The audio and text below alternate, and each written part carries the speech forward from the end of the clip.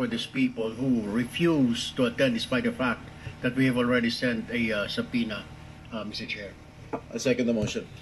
There's a motion to issue warrant of arrest to those invited resource persons. And the second, the motion is adopted.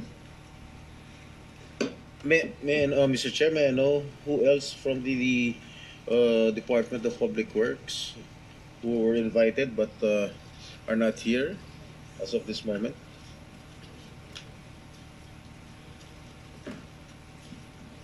Mr. Chair, if I may continue about officers of the Public Works, those who are not here but who were invited are Regional Director Gerard Opulencia, OIC Regional Director, National Capital Region. I think he is there. Already. Somebody signaling. Okay, thank you. Engineer JP Mendoza, Chief Construction Division, Bulacan 1st District Engineering Office. Is he here?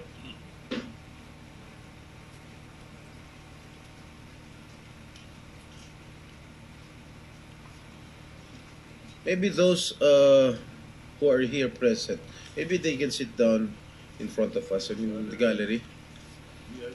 Sa VIP gallery. Dun, yun mga wala namang business dyan sa gallery, tumayo na lumipat sa'yo. Iba upuan. Mr. Juanito Mendoza, Accountant 3, Bulacan 1st District Engineering Office. Is he here?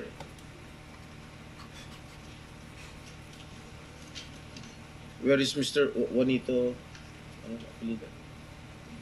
Juanito Mendoza and GP Mendoza, Your Honor. Is Mr. Juanito Mendoza present?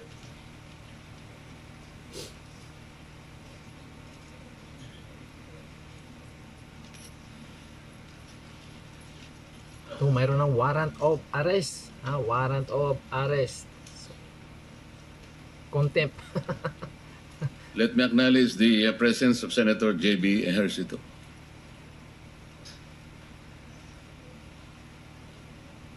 Who else, Mr. Secretary? That is all, Mr. Chair. Number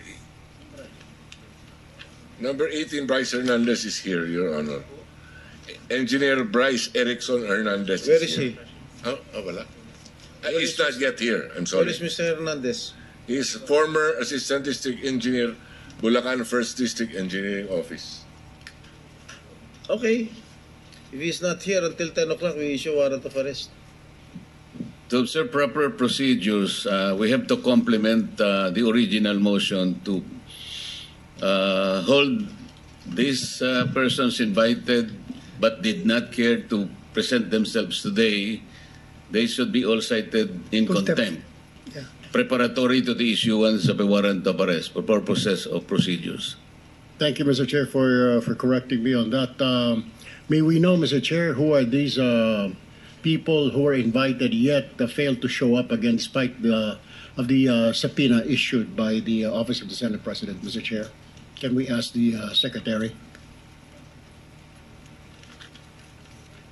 Yan, makinig. Nagtatago na itong mga... Your Honor, if I may proceed. A subpoena was served on Maria Roma Angeline Rimando, owner-manager of St. Timothy Construction Corporation. Nako po! August 22, 2025. She is not here. Nako! Number one. Number two, a subpoena against Yumir Villanueva, President, Top Notch Catalyst Builders. A subpoena was served also on August 22nd. Nako po! Mr. Lawrence Lubiano, President, Centerways Construction and Development Corporation. Already? Na. Okay. Sorry, so that's two. Aderma Angeli Alcazar, President, CEO, SunWest. A subpoena was served. But she's already here. Okay, thank you. Mr. Edgar Acosta is not here, but he is represented by Mr. Edsel Marbella, High-Tone Construction and Development Corporation. Nako po! And then Mr. Mark Alan Arevalo, Wawaw Builders is, I think, already here. No? Wala akong sinabing tago ng tago. Mr. Chair. Sir, Thank you.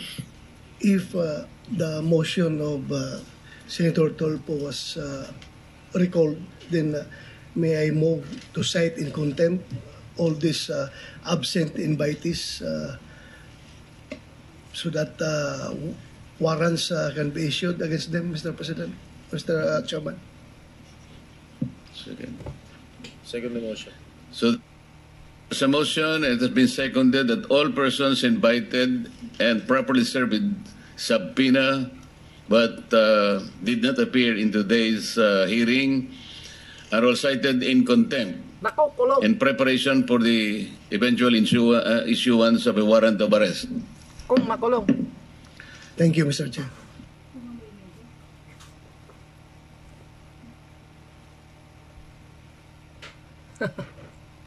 Ayan. I-issuehan na ng warrant of arrest. Ang tanong, Ulitin nandyan lang pa po kaya mga namin yan? doon sa mga in-invite natin na mga contractors belonging to the initial 15. Yung iba nga po ngayon, hanggang ngayon ay nagmamatigas pa na ayaw pumunta rito. Para po maipakita namin ang kaseryosohan ng pagdinig na ito. Gusto nga namin i-accommodate kayo Para sa ganon, matukoy natin talaga kung sino talaga ang mas malaki ang pananagutan sa napakalaking pinsala na nagawa ng pagbaha sa ating bansa sapagkat hindi naman talaga nagawa ang mga projects ang ayon sa dapat magyari. Yung mga projects dapat ma-protection na ng communities, ngunit ang nangyari, kabaligtaran. Tama. Kanina po, binabanggit ko na marami na kaming kinausap na mga ehensya ng ating pamahalaan. Yung AMLAC po nakahanda Nako po. sangayon sa due process na hinihingi na ngayon ay kanilang pinatutupad na, kayo po'y kanilang tinutugay-gayan na mapipris po ang inyong mga assets. Sana nga po. Sana Nag-call na nga rin po kami ng outlook sa immigration. Sa mga kapatid, lahat po ng maayensang dapat nakausapin nandyan na. Ang Sana pick-up, po, sana nakahanda po kayong iparevoke lahat ang mga lisensya sa sandaling mapatunayan natin. Ang DPWH may karapatang mag-blacklist yan sa ilalim ng kanilang pamamahala. Pwede po namin sigurong sabihin na makipagtulungan na kayo. Sa tingin namin, kayo naman ang hindi most guilty. So siguro pwede nating pag-usapan na sa ngayon, iniisip namin, baka para lang maingganyo kayo makipag-cooperate. Sabihin na natin, wala mo ng criminal prosecution. Kasi po, plunder lahat ang lalabas nito Nako po. Bilyon-bilyong piso po ito. Kaya Tama. kung sakali po na Plunder, kayo ay ma-prosecute, bitay. puro plunder po ito. Alam namin na mabigat ito.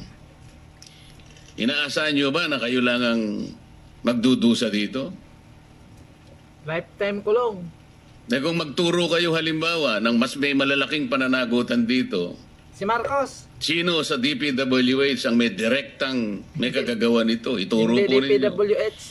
Sino po sa mga funders, sino po mga politiko na may kagagawa nito? Ituro po ninyo. Kayo ang magiging liability nyo lang, siguro civil damages. Kung papayag kayo, you indemnify the government. Ibalik nyo yung pera na nawala. Yan. Patulong kayo sa mga insurance companies na nag-post ng mga bonds para hindi kayo masyado masaktan. Kung matutukoy pa ninyo kung sino-sino yung mga yan sa tulong ng insurance commission. Ibig ko sabihin, para hindi kayo ang magigitin lang ng leeg, magturo na kayo. Target Yan po yung politiko, gusto namin mangyari rito. Bagamat meron pong nagbigay na ng mga feelers, ngunit hindi namin alam kung paano namin kayo matutulungan hanggat hindi po kayo magsasabi talaga. Meron po talagang sumulat sa amin na nagsasabi na gusto na nilang magtapat, ngunit ang sabi nila, nanganganib po ang buhay namin at buhay ng aming pamilya. So kayo po ang magdesisyon diyan. So let's proceed. Sino po ang gustong makapagtanong? Before that, Mr. Chair, would like to request the COMSEC to administer the oath to all resource persons present here today. May I proceed, Mr.